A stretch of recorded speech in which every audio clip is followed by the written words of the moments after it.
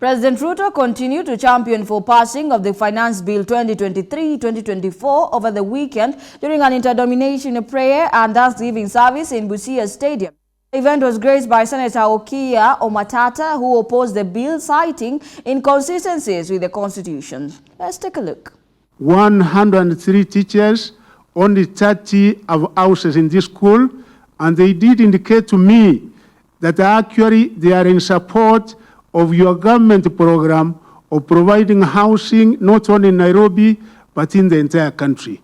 Parliament has received several petitions to repudiate the finance bill proposal to be tabled on 15th June.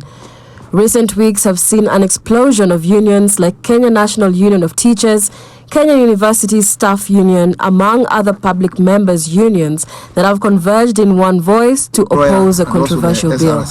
So we are saying that after the review and the negotiation of the same salary and the increment of the salary, then the teachers are not afraid that their salaries should go toward that scheme.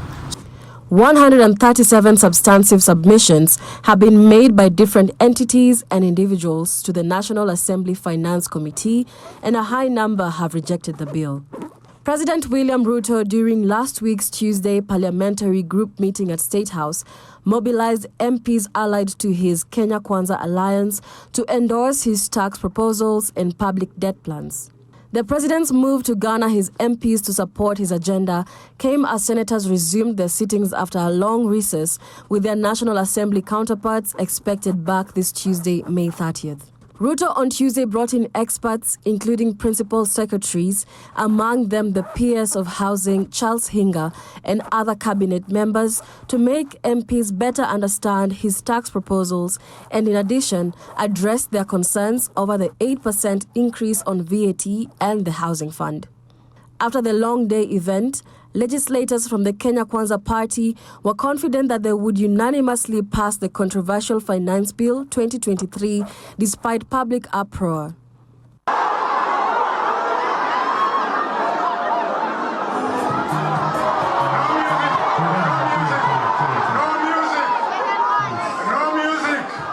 The weekend, however, saw dramatic developments, with a section of UDA MPs opposed to the finance bill jumping ship, led by the vice chair of the UDA party, Seth Panyako.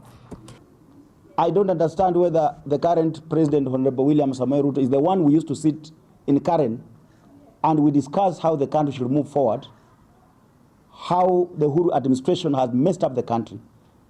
I do not believe it is the same William Samoei Ruto who I was sitting with when he was the deputy president. Budget bill itasomwa next month. That is a fact. That is a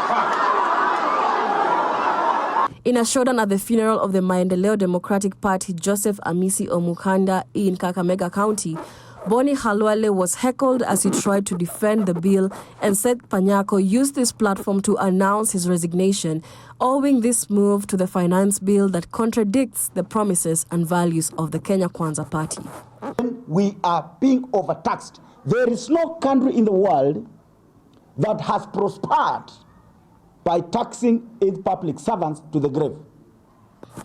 Malala responded to Seth Panyako's resignation in a tweet on Saturday, outlining the various UDA national leadership positions, which read, "For avoidance of doubt, UDA leadership is as follows: Cecil Mbarire, Chairperson; Hassan Omar, Deputy Chairperson; Cleopas Malala, Secretary General; Japhet Nyakundi, Treasurer," adding that Seth Panyako resigned from nothing. Speaking at a Busia interdenominational prayer and Thanksgiving service, President Ruto rallied support for the bill, urging citizens to encourage their legislators to pass the contested proposal in Parliament. During the interdenominational prayer service, Senator of Busia County Okiya Omtata spoke warmly about the friendship he shares with the president, but added that he would contest the bill in court as most of the facets go against the Constitution. He further advised the gathering against being hoodwinked by officials who only spoke well of the fight. President Ruto rebutted Senator Okiya against moving the motion to court and instead support his plans, which are geared to providing jobs and development for the people of Busia. Na ile kazi mimi nafanya ni kupangia watu hawa ajira. Kwani sasa utaki hawa watu wapateko kasi, please. Other officials who spoke include Cleopas Malala, Governor Paul Otuoma, and CS Namwamba, who also encouraged Senator Omtata against moving to court. Lakini sasa watu wa Busia wamekupatia forum. You are the honorable senator of the great county of Busia. You don't need the courtroom no more. You need the floor of the Senate of the Republic of Kenya.